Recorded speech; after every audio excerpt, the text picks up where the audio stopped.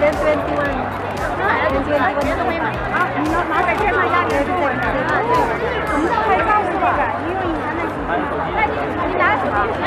只有这一本这个，大家手机都一本，一人只能签一本，亲爱的。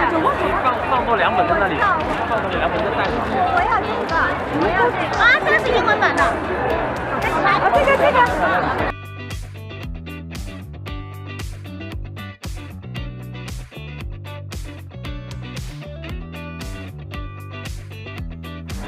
Now, thank you, but why do I tell you that? Why do I tell you that? Because we were living in New Zealand. Who knows the population of New Zealand? 4 million people. Most of the places you live, you have more, we have 60 million. You have a house, you have transport, you know the language, you have a network. Why leave home until you've sponsored the country? Now, who wants to be part of history today? Say yes if you want to be part of history today.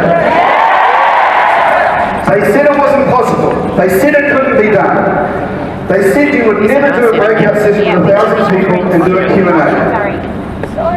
We're going to do a breakout session with Q&A, which means that you're going to work. And you're going to go up to,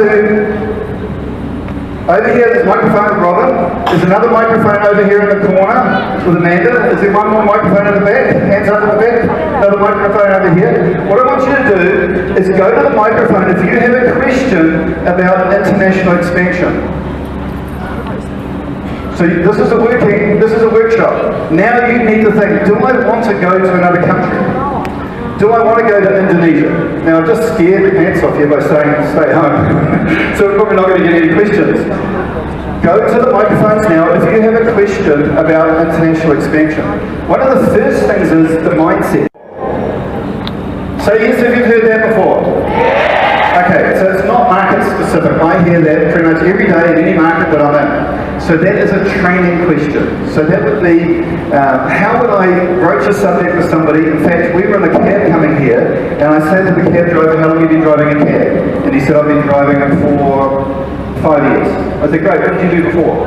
And he said, oh, I used to own a fruit stand. I still own it, but I've got family work here, so I can drive this 16 hours a day. So then I said to him, listen, what's the biggest problem in your life?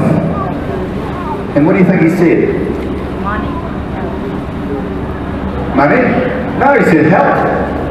He said the biggest problem in life is that he's feeling unwell. He's got a concern with his heart, concern about kidney issues in his family, and he's got swelling in his feet. And I said, listen, I have something that I know might help. Would you be interested if I would share it with you? So there's a classic scenario to solve that problem. If I could, would you? So that's $1 million tip. If you want to make $1 million in US, in USANA, write that down. If I could, would you? You're not promising to do anything. You're just saying, if I could, would you? So you're talking about health.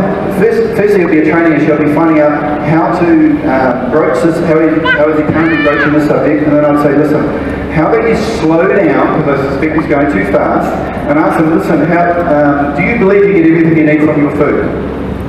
And if they say yes, then you say, oh, that's interesting. Are you open to some information on that?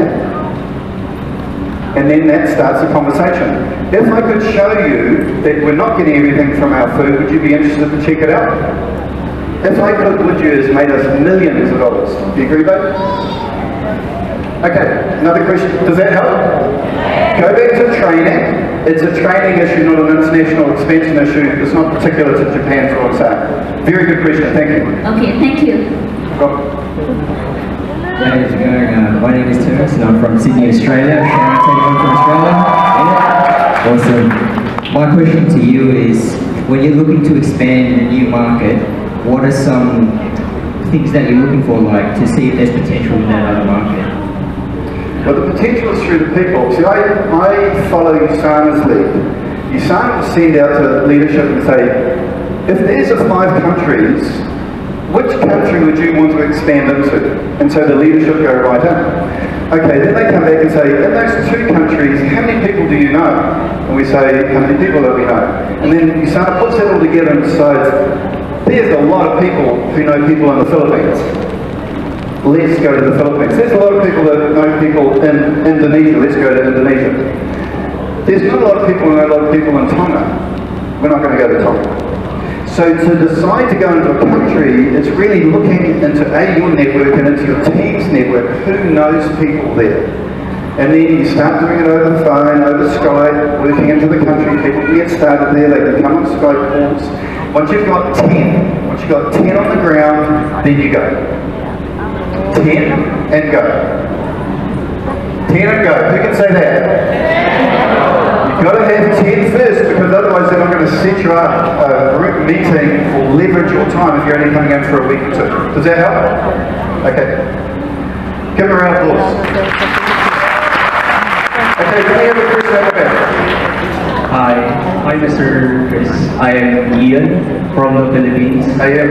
And I'm from Extreme 111. I'm 18 years old. Extreme 111, thank you. Yes, I have heard of you. My question is, what was your activity rate on expanding to other on international markets, and how did you maintain it? So we started in New Zealand. I phoned up my brother, phoned up my mum, went round, talked to friends and property. We just went local. There was the couple we met in Australia. That was our first expansion out of the country. I think that was the first expansion out of the country. We met. We had a business coach who met a young guy from the UK. He struggled for 1 year. For 1 year in New Zealand, I did presentations for him, in the coal market mainly. His bull market was back in the UK. He didn't sponsor anybody for a year, didn't make any money for a year. Did his personal development, went back to the UK, was the top performer in the UK in the first month. He hit growth records. He's a top income earner over there now. He's a rugby director, long time income earner. At international convention, he spoke main stage under the spotlight about his story. So he went to his warm market. We stayed local because there's plenty of people in New Zealand, really. We haven't even hit our limit. And then the network took us overseas, into Australia, into the States, into Canada, we're in 30 countries now. Does that help? Yes. Okay, thank you. Give him a round of applause. Is this useful? Because I'm kind of raining on your parade a little bit if you want to go and expand, because it's hard. It's really hard. It's a new country. You've got traffic in Indonesia. Who's from Indonesia? Is there mudget? Yes, there's mudget. Traffic. Tons of it. You're in a new environment with people that you don't know the language of mainly. So don't leave home till you see the country, but I've got to tell you that there's huge opportunities when you do it properly. Yeah, Nathan. Hi Chris, my name is Nathan Pakala. I'm from the US. I'm building in Indonesia. So the question I have is, we have about 10 people that we brought to Indonesia from different parts of the world without preparing to come to the market. Yeah. And so how long would you give when you're going into a new market in order to really catch traction? And then how long should you prepare to stay there after you've already begun building, if you're doing it full time? Well, Jeremy told me the rule is 10 on the ground. So however quickly you get 10 people on the ground. Now we've broken the golden rule because we didn't have 10 on the ground. And I'm telling you from truth that it's hard in a market when you don't have that open. So you just got to be prepared to stay longer. Now, we're fortunate because we don't have to be in one location. We were basically retiring into Bali. Last year, 5 months, sitting on what do you call those, recliners, drinking out of a coconut, enjoying residual income. Who likes the idea of that? That's exactly what you've got with this business. And so we were going to be there anyway, so we broke the golden rule. For you guys, you've got a great team. And because you can, because you're young, because you can be there and do it properly, then you just need to stay long term. Really, this business is an annual thing. You should start at the beginning of the year, go like heck to the end of the year to hit your goals, and review.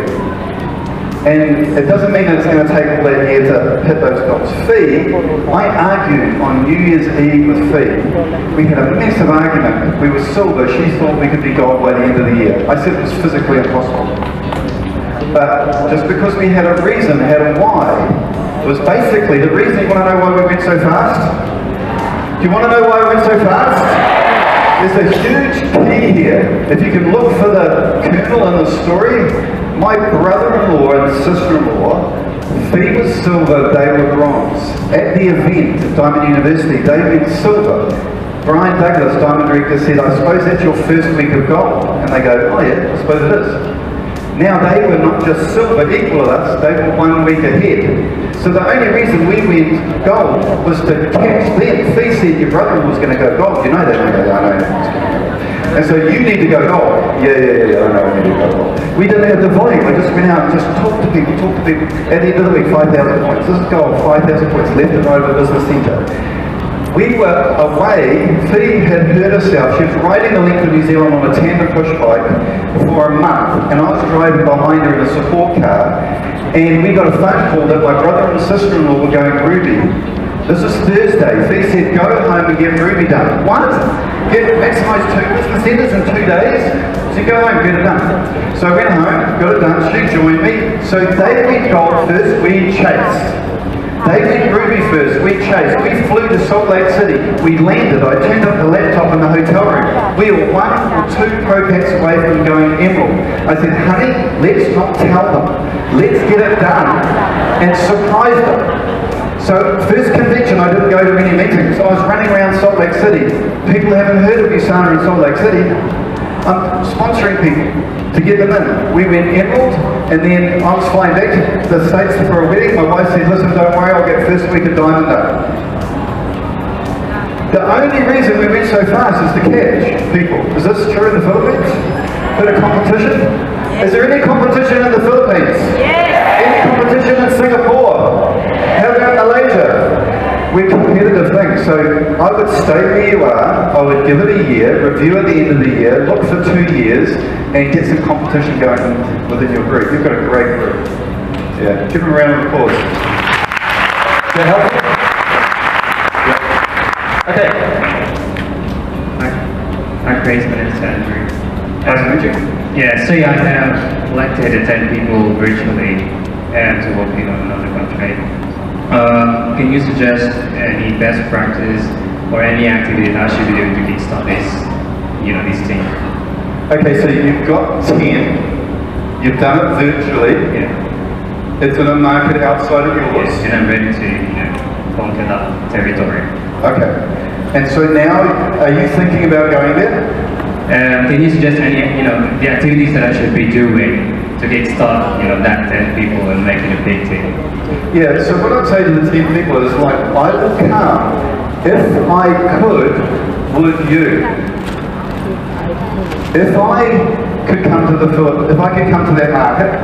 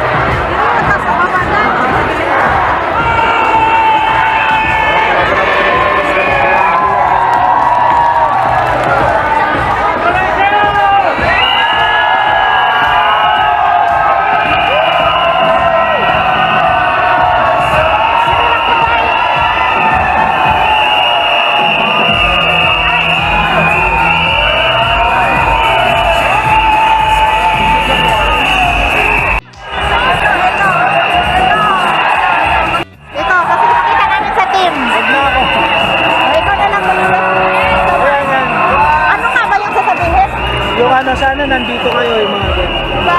Next time, sama-sama. Ay, ikaw na, dali. Sabi mo, kasi na talaga dito. Next time, sama na kayo.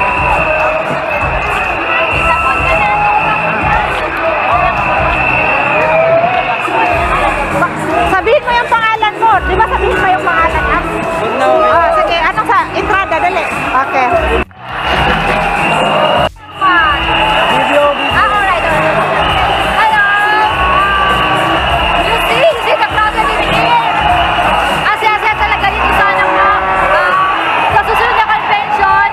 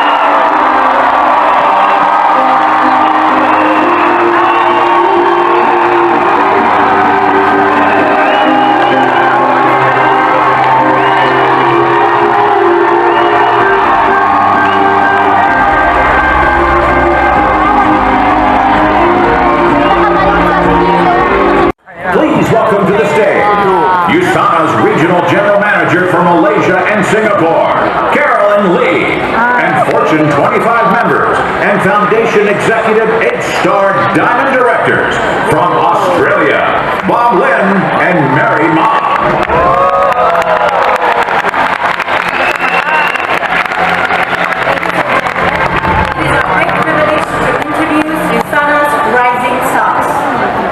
Rising Star is the exclusive title that represents USANA's top 10 income earners from amongst the company's newest distributors. Please welcome this year's Rising Stars.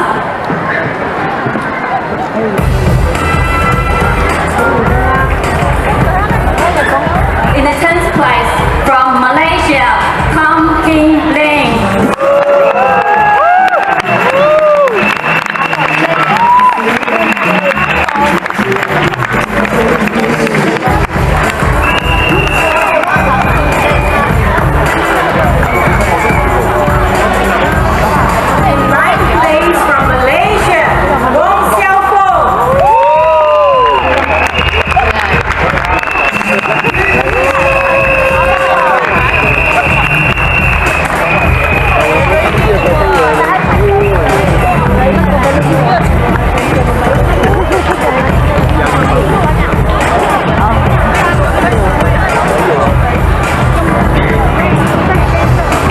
Place from Malaysia, Thunder Louis.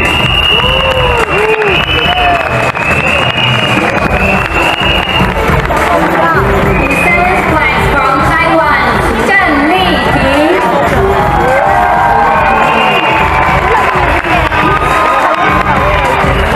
In 6th place from Korea, Na Chung-hwa and Kim Chan-ho.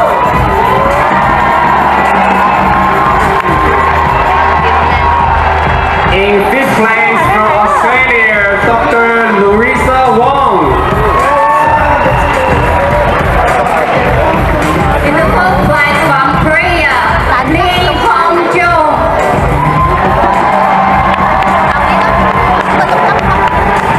The 3rd place from Hong Kong, Daniel Chan.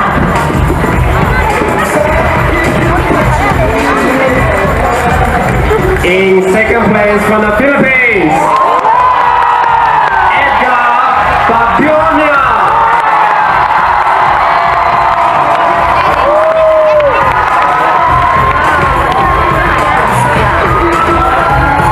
Congratulations to all of our Rising Stars. And now, let's invite our Executive Vice President of South Asia, Mr. Ng Ting Len, to announce the #1 Asia Pacific Rising Star and Rookie of the Year Award winner.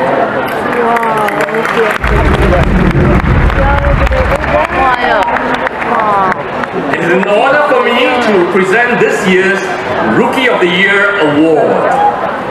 The first year of a USANA business can be tricky, but if you're not prepared, you will be. But those who have a clear vision with a tireless drive to succeed will always achieve greatness within the USANA family. So the winner of this award experiences the largest amount of growth during his or her first year as a USANA distributor.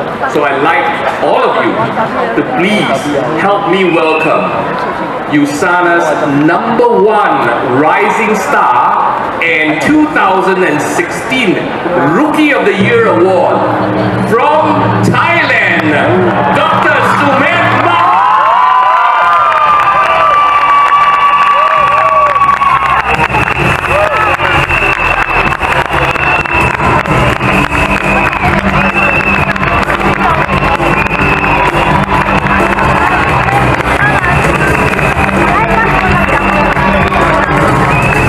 For 4 consecutive weeks.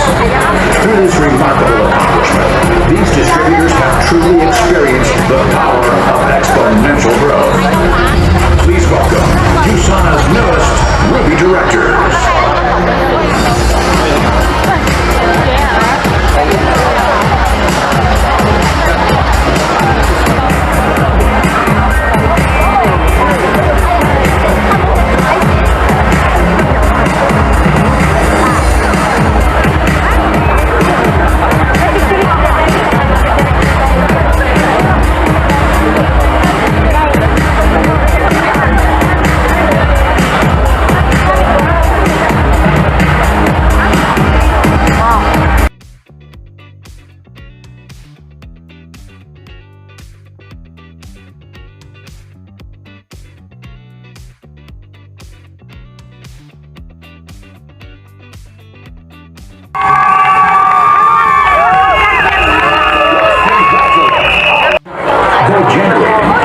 cumulative 26,000 total CVP in any 13-week cycle.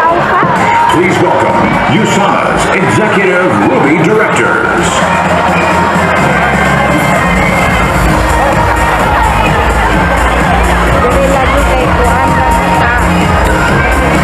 Now, here to present Asia Pacific's top 10 preferred customer enrollers.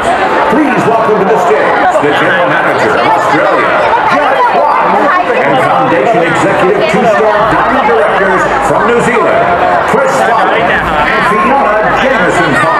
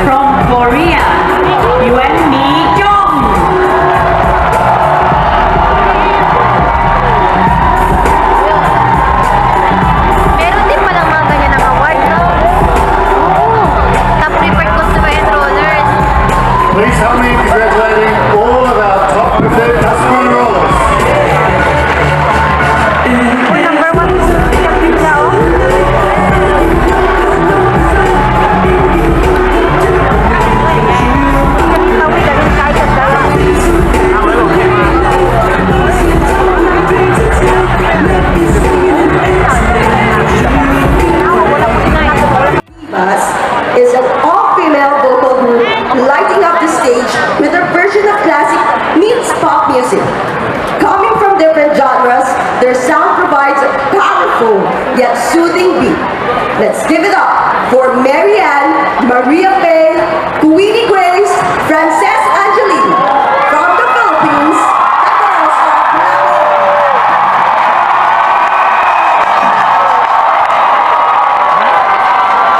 The country of singer talaga eh.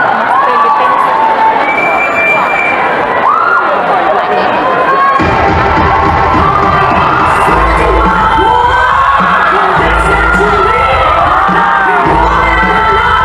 Thank you.